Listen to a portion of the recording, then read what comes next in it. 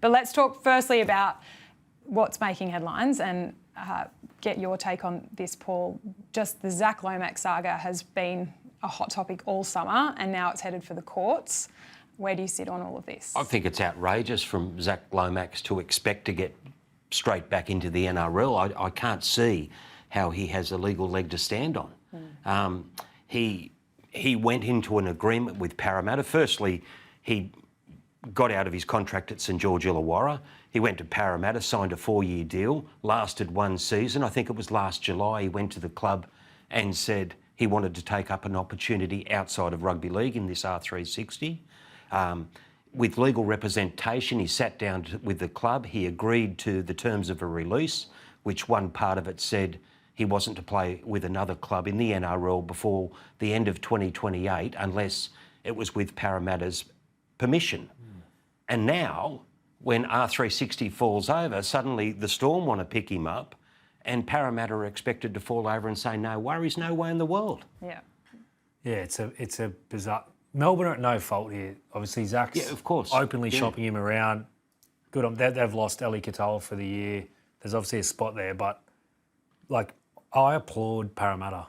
Like, they are doing the best thing for themselves, their club, their team, and their members and fans to stand firm on what they said. Like, Zac's obviously signed that, saying that conversation with Jason and the CEO at Parramatta would have been totally different if he went to him in July and said, I want to leave and go to Melbourne. There's no way they would have...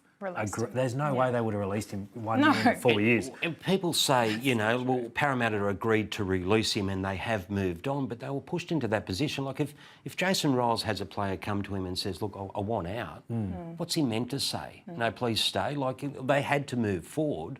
But I think now that, like you say, they've got an obligation to their club and their fans to stand firm on this. And it would surprise me if the NRL got involved and tried to push for some resolution because it's not their business. It's a deal that was made between Parramatta and Zac Lomax and his management. You know, he went into it with eyes wide open. Sonny Bill Williams, it was mentioned at the NRL Chief Executive's hookup last week when this was discussed. And one of the chief executives, I think it was Blake Solly, brought up the fact that, you know, what's different to when Sonny Bill Williams walked out on the Bulldogs in 2008, and Sonny Bill didn't come back until 2013. That's 5 years out of the NRL. And this, supposedly, Zac wants to get back straight away. The NRL didn't go through with their decision to stand people down for 10 years, but the threat was there. And I think if they fall over straight away at their first hurdle, well, what's that say? Yeah, well, that was the intention. He would be playing 360, that R360, if it was up and running. You know, like he would be. So that 10-year ban, what would have been in effect? So it's purely because it's fallen over. So it comes down to the legal eagles, right? And at the end of the day, if they get... Melbourne obviously are set in their salary cap. They probably can only afford to give compensation to a certain point to Parramatta and or a player. The word fair and reasonable keeps coming up when they're negotiating this price, right? It's going to be subjective through, you know, what do Parramatta think he's worth, what do Melbourne think he's worth, but it should be on Parramatta to go, we think Zac is worth, it could be 500, it could be $1 million, and if someone wants to buy him, they come and buy him, or if they say, no, he's not worth money, we want a player in. So do you see a world where he could sit out this season potentially and he doesn't get a deal then? Because what club has $1 million or 800 or 500 just sitting around at the moment? It's not just what club, it's one club that wants him. It's one club that I understand he wants to go to. And Parramatta have already sat down, I'm pretty certain, with Zac and his legal advisors, and they've tried to nut out a resolution, but so far they haven't come up with one that they're going to agree to.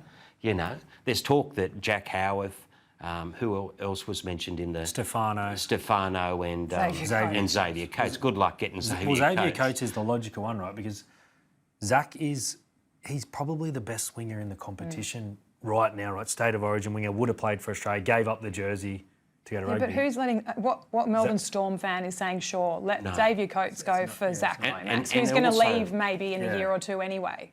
You've also got Xavier Coates might not want to leave, and Stefano might not want to leave. And that's the big problem, right? Is that the club at the end of the day, how does it work? A club comes to Coates, Howarth or Utoikamanu or whoever it is and says, would you like to go? Is that what happens? Or they force them out? Like, how does You it... can't be forced out. So you have to want to move to Parramatta. The player at Melbourne would have to agree, yes, I'm willing to move. Yeah. Like, it has to be agreed. It will have to be agreed by all 4 parties to move, So which is, it's going to be...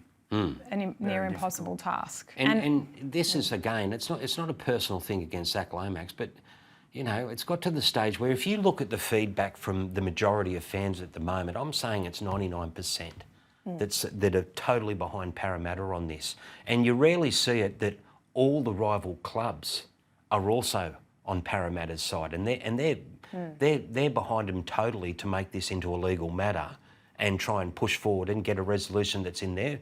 Of course, Melbourne's not, but you know, like you rarely see that. So I thought when I read that the NRL was, you know, trying to nut out some sort of resolution, I'm thinking to myself, you're picking the wrong fight here. Yeah. You know, you've got to back Parramatta on this. Yeah, your clubs. And if Zac Lomax has a problem, he should be taking it up with his management. Yeah. Not Parramatta, because unless he knew exactly what he was doing, whether it was the management that made the decision, well, that's where the issue is. It's not Parramatta's fault. Yeah. Yeah, I agree. There was a complete stuff up, obviously, with thinking that R360 was going to happen. It hasn't happened, and now pushed himself into a corner. So he goes into court, mid-February, so we won't know really anymore until beyond that.